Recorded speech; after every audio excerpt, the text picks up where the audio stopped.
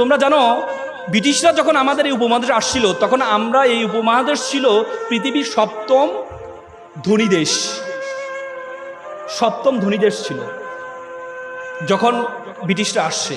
আর যাওয়ার পথে আমাদেরকে সবচেয়ে ফকিরি দেশে পরিণত করে গিয়েছে। তারা কি করছে, তারা আমাদের শিক্ষা ব্যবস্থাটাকে এমনভাবে তৈরি করে দিয়েছে, আমাদের শিক্ষা ব্যবস্থায় আমাদেরকে শিক্ষা ব্যবস্থা পড়ানো হয় যে ছিঁড়া কাঁথায় শুয়ে লাখ টাকার স্বপ্ন কেন দেখো। তারা আমাদেরকে এই যে অ্যাপ্লিকেশনে শিখায়, কি শিখায় জানো, যে কেরানি পদে চাকরির জন্য আবেদন। কখনো দেখছো সিইউ পদে আবেদনের চাকরির জন্য আবেদন তোমাদেরকে শিখাইতে? এমডি পদে আবেদনের চাকরি শিখাইতে? আমাদেরকে যে কেরানি পদে আবেদন। তার মানে ব্রিটিশরা আমাদের মাথায় ঢুকিয়ে দেয় তোরা ফকিরের জাতি, তোরা ফকিরের জাতি, তোরা চিন্তা করবি কেরানি পর্যন্ত, একটা প্রধান হওয়ার জন্য চিন্তা করবি না। আমরা সেই মেন্টালিটি নিয়ে আছি।